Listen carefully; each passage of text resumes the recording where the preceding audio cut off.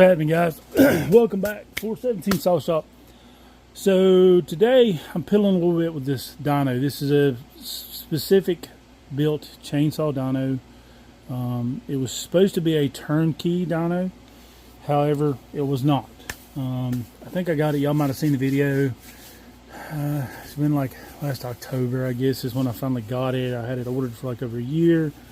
The guys designed it supposedly for chainsaws. So the problem was the chainsaw didn't have enough torque to turn this flywheel back here. If you see this big flywheel back in the back, it's pretty heavy. So it didn't have enough torque to turn it. So what I had to do was buy a special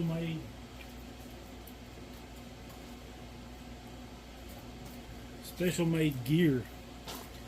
This is from a company called 16K, and they made a special gear for me, a custom gear, or pulley rather, that would accept chain to, this is a test chain, it don't have cutters on it, if you can see it, so it's like a 3/8 test chain. So yeah, that's what I'm piddling with. I'd lost interest in it, honestly. I was super bewildered because I'm super slammed. Currently, just for FYI, I'm booked out till probably mid-August, maybe the 1st of September, depending on what issues I run into. Just keep in the back of your mind, if anybody's wanting a saw done, it's going to be a while from here further on out. So anyway, so I've got to try to figure out how to fit this ginormous gear on here now. And I've got to put a mounting, figure out some kind of mounting system for the bar. Then I can mount the saw to the bar. And if you see over there, that's part of it. That's what actually gets the data. That little box puts it in the computer, and then I can do the printout. So that's where I'm at. The guys kind of ghosted me that built it. So I've reached out. Joe Harkness, Dyno Joe, super good dude. He's gave me some help, and I'll probably be calling him some more once I get the gear on there and get things set up to try to put all of it in. But anyway, so I'm going to piddle with this for a few minutes and just kind of mock it up and see what it looks like, see if it's even going to work. I don't know.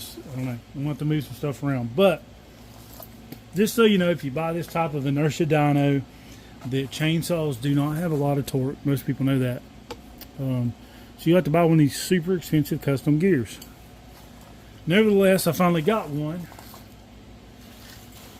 So, that being said, we got to get this old gear off here. This is a second. The manufacturer of the Dyno actually sent me this one to try because the original setup wasn't working either, and this was supposed to gear it to where it didn't need as much torque. So that other one's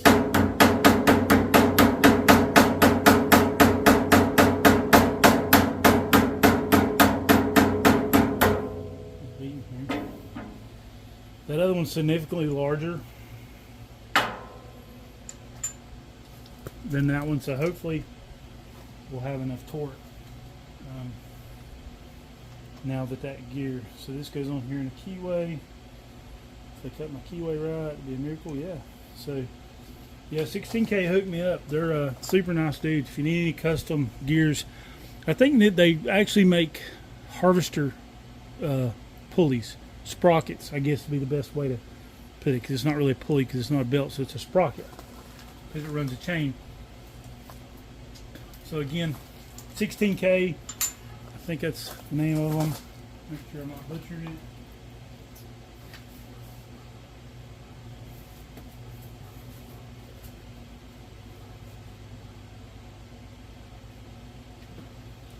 No, I'm sorry, I did butcher it. So it's 6K products. They're in Washington State. Super nice dude. Told him I really needed one. They only build this particular one like once a year, but he went ahead and did one up for me and got it to me. So I just now had time to fool with it, honestly. So this is the adapter for it. So it's funny because the adapter is the size, almost the size of the original gear that the manufacturer had sent to test. So basically what goes on here, if anybody's not familiar, is a bar system mounts to here. This and this big down on the sprocket. Once I get it mounted, I don't know how it's supposed to mount this hub. Well, mounts like that, I guess. This mounts in this hub. This goes on here. Just sitting it on there. Then your bar and your saw are like that. So, and then this spins your wheel. So, but the thing is with these inertia dynos, and maybe the other ones, I'm not up on all the dyno technology, to be honest, and how everything works. Other than it works, is that you can only spin that drum. Let me show you how big this thing is. My shop's a mess because I've got too many things going on. So this is the drum. If you see it there, it's pretty significant. And it's got I guess, a Hall sensor. I mean, just based on what I know about timing and such. So it's a Hall sensor, and as it goes around it, and this is precision ground and balanced. I'm not too excited about that weld. I just looked at that. It's kind of janky. See it in there. This thing was so some veracity in there. But anyway, this thing wasn't cheap, you know, and I got it for the shop to basically help me build the baddest saw I could possibly build, because I wanted some type of legitimacy to building saws. You know, hey, this is what you started out with, and this is what you ended up with, versus gains. And it would also help me with real data, tailor the build to get the max I can within reason. You know, I can't build every saw into a race saw, and nor does anybody want a race saw to try to work with. It's two totally different things. You start running into reliability issues long term when you get them really hot. You know, you start having issues. You know, it's like you don't take a top fuel dragster and drive it through McDonald's drive-through. It's the same concept. But anyway, so I hope this works. If I do, it'll be a game changer for the shop. It'll be a game changer for me, because, you know, I want to validate what I'm doing. And me standing out there, or any other dude on YouTube standing out there and being like, oh man, this thing's awesome, it's smoking fast, it's whatever, doesn't really mean jack. You just have to take them at their word. And with a dyno, you know, science don't lie. Science don't exaggerate, I guess, would be the thing. What you get on paper is what you get. But there again, you want a happy median between torque, horsepower, and chain speed. I think that, to me, that's the key. There again, everybody may have their own philosophy with that, but torque is your actual power to move something. Horsepower is the amount of power it has to do that. And then, of course, your chain speed, because your chain speed is what does the cutting. I mean, that's you know, I try to build the recipes that I use and have tested. There again, not without a dyno, but tested, you know, in wood and what have you, and customers have tested and been real happy with, is try to make a happy median between chain speed, torque, and you know, you want it reliable also. I mean, that's the thing. And I tell people a lot, and a lot of people, you know, if you're my customer and you're watching this, you'll know I've told you this before, but we usually have lengthy conversations before I build your first saw, just so you know what you're in for. running a ported saw is not for everybody. However, it's for a lot of people. You save a lot of time, I think. The saws run cooler. You have more power. I mean, it's just like any other tool. The more power you have, the better off you are in your job. It don't matter if it's a tractor or a chainsaw. You can get more done with a 60 horsepower Kubota four-wheel drive than you can a 40 horsepower Kubota four-wheel drive. Can you do the same? Yeah, but it's a lot slower. So that's kind of how I look at it and how I explain it. But the thing is, I was going back to, I got on a tangent there, sorry. But the thing is with the customers, when I tell them that the fastest saw in the world and the most horsepower doesn't do you any good if it's sitting on the truck because you can't keep it running or because you got to tinker with it. And I've noticed through the years of doing this, the more on the spicier end, I call it, you make the saw, sometimes they get a little finicky. One in particular is a 2511. And there again, this is all personal experience. I'm no expert. But based on my experience with the 2511, when they're ported, or when I port them, it's at the max. Now, maybe not necessarily, I don't think it's the max of the saw, which is unfortunate, but I think it's the max the stock carb will allow. So there is very little adjustment when I port the 2511 and as a stock carb. Ultimately, I'd like to find something that would to upgrade. I just ain't had time to dig into it, rejet it, something to give more fuel. I think the 2511 has a lot more in it than we're getting out as builders, honestly. And it's a very popular saw. I know Gary Buxton builds a good saw. Kevin Vanway, Jason Egan builds a really good saw. He don't do top handles. Joe Hartness builds good saws. There's lots of really good builders out there. And if you're looking at getting into this, having a built saw / ported, whatever term you want to use, I would suggest doing your homework. Do your homework with the company. Ask some people that's had some of their saws. Ask around. Go on the forums, poke around. See who's happy with what they got. It is a good chunk of investment.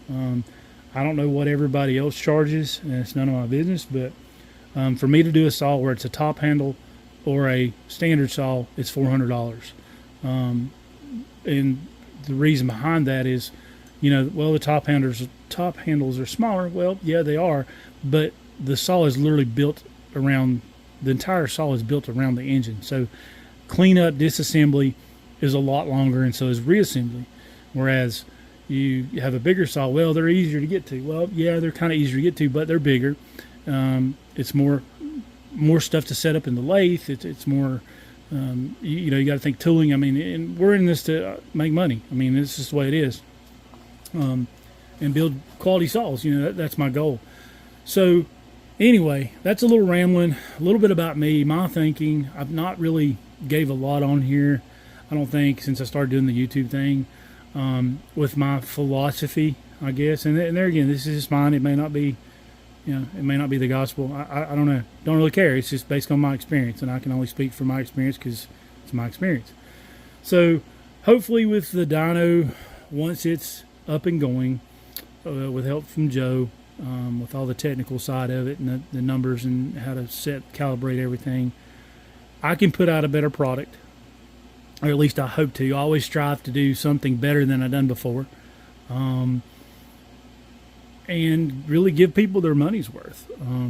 I think there's a few, one in particular company I won't mention, but I think they're not, I know they're not doing right by their customers. And it's sad because it's sad as a builder, because it's like any other profession. It takes one bad apple to really spoil the barrel. Where you have guys there, again, like me in my experience, pretty much everything the shop makes profit wise goes back into the shop. For example, a dyno. Everybody's not out here buying dynos to run chainsaws. It's not a thing, really. There's a couple, but not really. I got a laboratory curing oven over there to do specialized coatings and stuff for internals on engines and future crazy builds. I bought a 3-axis CNC milling machine to start making custom parts. Now, all this stuff is down the road, and some of it, in all reality, may be pipe dream, but, what I do because I love it and I enjoy it. I don't necessarily do it for the money, but what money I do make, profit, goes back into the shop to build better saws. So you as the customer is getting a better product. That is my goal. I'm not competing with anybody else. I'm competing with myself. I want to put out the next product I put out, or the next build. I want it to be better than the last one. That is my goal on every single one. Because I really want to push the envelope and say, okay, Mr. So-and-so, you've got a 201T. Here's the max that saw can do and still be reliable and be consistent. And this is what it is. And then the person, whoever it is, can decide, okay, do I want that much gain for X amount of investment? Is it worth it to me? Because right now, it's a lot of speculation. Joe Harkness, Dyno Joe. Oh, check him out on YouTube, by the way. He's got some really good videos. Super nice guy, too. The only way you can validate what something is doing is with a dyno. High-performance race car builders, stock car, NASCAR, NHRA, IHRA, pretty much any sanctioning body of motorsports uses some sort of dyno to quantify what they're doing and to give them results of their work. And is X benefiting with whatever. So that's the reason for it. That's the reason behind it. I wished it had been a turnkey like I had ordered, like I had paid for. It was a hefty price tag, but I was willing to pay that there again because it was supposed to be a turnkey. That being said, I got what I got. I'm at where I'm at, and we're just going to make do. So as I get the shop put back together, I had an addition onto it. I'll show you a quick walk around real quick. This is getting long and drawn out. If you're anything like me, you don't like long drawn out videos. So it's in the process of getting put back together. So I had a bunch of saws shipped the other day. I've got to get on the ball, man. I'm super behind. It ain't even funny. So I've got a couple chain grinders here. One does. This one is set up with like a hexa wheel. That one's set up with like the standard, I think pink, whatever Oregon wheel, but I'm gonna get a CBN wheel for that one. I don't do a whole lot of that stuff, just for my own self and maybe a few local people. Most of the stuff I do is just for myself as far as chain grinding goes.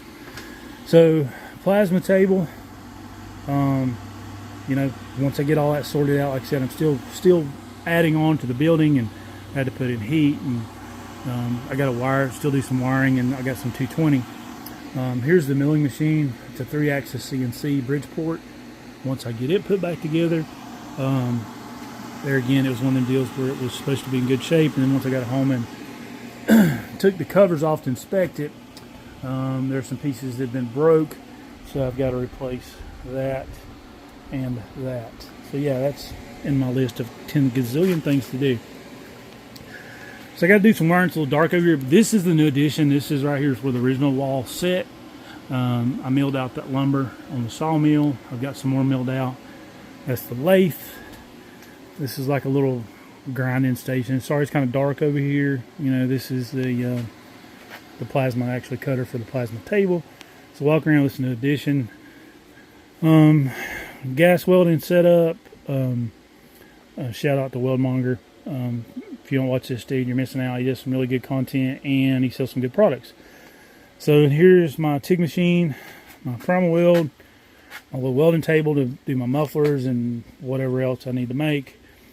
Various building materials, and this is kind of where I'm at. I got to finish this portion, finish this back wall. There's my gas tank set up. Got this fan on because it's hot in here. This was the original, where the original wall, like I said, this where we're at now is the new section. So I added on from there to there.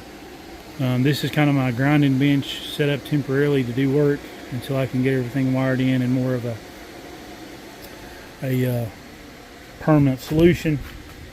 Bits, grinding tools, Fordham, right angles, all that jazz. Speaking of, I just got a package in the other day from Fordham, or from CC Specialties. If you get a Fordham and you're going to do any grinding, I had to order some new bits, but you're going to need a bunch of these. These are the cables that go inside the sheath for the grinder. If you catch a head, then you're going to probably break one of these. And they just break over time. It's just one of them wearable items. Steel, it's a new vacuum pressure kit for steel. So yeah, so here's the saws. Some of these is repairs. I don't do repairs anymore. This is getting a long video. I may trim it down or leave it up. But anyway, I don't really do repairs anymore. A couple of those are old ones for repairs for local people that they don't care. This 500 here will be for sale. I actually built this saw. It got left in water in a bucket and got waterlogged. The insides I think are fine. I took it, tore it down, cleaned it out. I think it's going to be fine, but it may be for sale either as parts or as a finished unit. I hooked it to the MGD. I know what's wrong with it. It needs a pressure sensor, so that should be fixed. 661 has a cracked right power takeoff side, or clutch side. It got log rolled on it. Anywho, moving along, different ones for different builds. Build, repair, and build. That's the only way I repair is if it's during the build. This is the typical 2511. You get the bar pinched, you jerk it, you stretch the spring, you rip the intake boot. Pretty common with any of those, it gets pinched. Sometimes the 201s do the same thing.